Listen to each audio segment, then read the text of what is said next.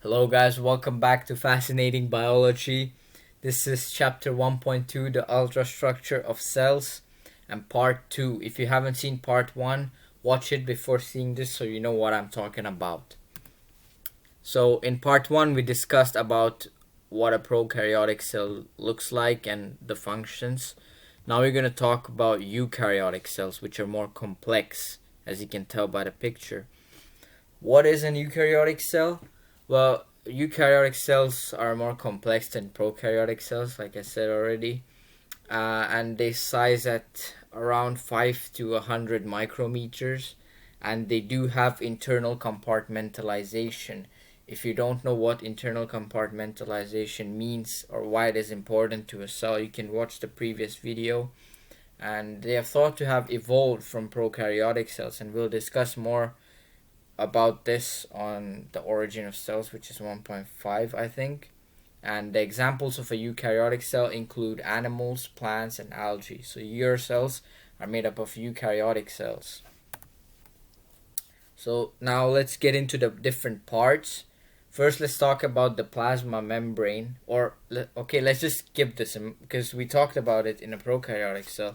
So it maintains the shape. It's the outermost, control what comes in and out. So yeah, it's pretty much the same.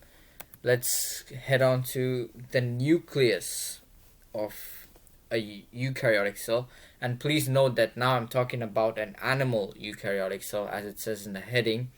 The structure will be a bit different. Some organelles will be missing, some will be present, some extra organelles will be present. And we'll talk about the differences later. But nucleus is where the DNA resides.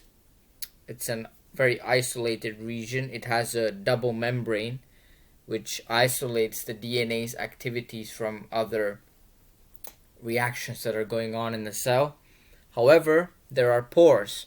As you can see from the picture as well, there are some pores here in the nucleus, so it doesn't allow complete isolation, but the pores are made because the nucleus can communicate with other parts of the cell and the cytoplasm. Let's talk about a very famous organelle, which is the mitochondria. The mitochondria is known as the powerhouse of a cell. These organelles carry out cell respiration, and they have their own DNA, which is more similar to a bacterial cell, so a prokaryotic cell. And it also has a double membrane, just like the nucleus. And the outer membrane of a mitochondria is quite smooth, and the inner membrane is folded inwards. So as you can see, there are these folds, and that's the inner membrane here. And the fluid inside here, the folds actually allow a greater surface area, and the fluid is called a matrix. And yes, these organelles have their own ribosomes as well, which is the 70S ribosomes. So if you can recall, these are quite similar to a prokaryotic cell, as in they have a DNA which resembles them. They have 70S ribosomes as well. I will talk about this later in 1.5 as to why it resembles a prokaryotic cell so much. And of course, one thing I forgot to mention, cells that have higher requirements, such as muscle cells, have a large number of mitochondria. In this picture, for example, we see only 2 or 3 of them, but in reality you have thousands of them in a cell. So they're quite small and they're quite many as well. And now let's talk about the endoplasmic reticulum, also known as the ER. The job of an endoplasmic reticulum is to transport materials throughout the cell or throughout the inner region of the cell. And there are 2 types of endoplasmic reticulum. There's the smooth endoplasmic reticulum, and then there's the rough endoplasmic reticulum. The rough endoplasmic reticulum contains ribosomes. If you remember from the previous video, ribosomes were responsible for for protein synthesis, and the rough ER have ribosomes, whereas the smooth ER don't have ribosomes. The rough ER is located, where's my mouse? Yeah, it's located closer to the nucleus than the smooth ER. You'll get to know why when we go to DNA replication, transcription, and all of that. But just remember that rough ER closer to the nucleus, smooth ER away from the nucleus, and the rough ER has ribosomes, smooth ER no ribosomes. And yeah, their function is to transport materials. The rough ER contains ribosomes, which are responsible for protein synthesis, and the rough ER basically transport proteins in that sense. Then we have the cytoplasm. So there's actually, people get confused about what actually cytoplasm is. They often refer to the yellow area here inside the cell, this large portion, which is the cytoplasm, which is not actually true. The cytoplasm refers to everything inside the membrane or the outermost layer of a cell. The fluid, which we often misinterpret as cytoplasm, is actually a cytosol. Cytoplasm may include the mitochondria, the endoplasmic reticulum, the nucleus, everything. But the cytosol is the yellow thing, which we often think of as cytoplasm. So just to make it clear, don't get confused. Now let's talk about the Golgi apparatus, or the Golgi apparatus. I don't know the pronunciation, but okay, let's move on to the next slide. So the Golgi apparatus is known as the post office of a cell.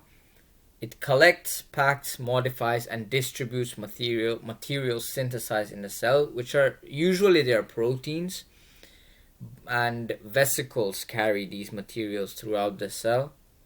And the side near the endoplasmic reticulum, the rough endoplasmic reticulum, is known as the cis side, which is usually this side. Here it is, like this side is the one here. So this is the cis side of the Golgi apparatus. It receives products from the ER, meaning proteins. Think of all the time as proteins. And it moves them into the cisternae. I don't know how to pronounce it. So it moves into the cisternae. There are these parts called the cisternae.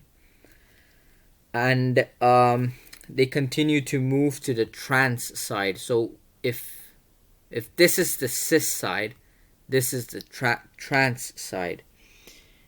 And these final products carried by the vesicles are the products which are modified, and they distribute, the vesicles basically distribute it around the cell wherever it's needed. Then let's talk about vacuoles. The vacuoles are quite simple. They're storage organelles, and they arise from the Golgi apparatus. So the Golgi apparatus is also responsible for creating vacuoles, and they store waste toxins or food products in plants. Often it's the products of photosynthesis. We'll come back to that later, but for now that's it.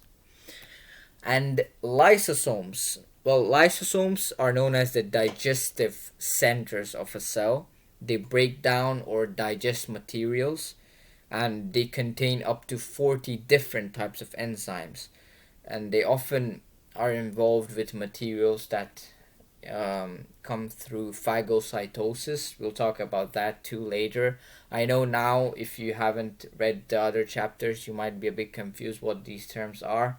But just memorize these, and as we go through, you'll get a hang of it, and everything will start to make sense.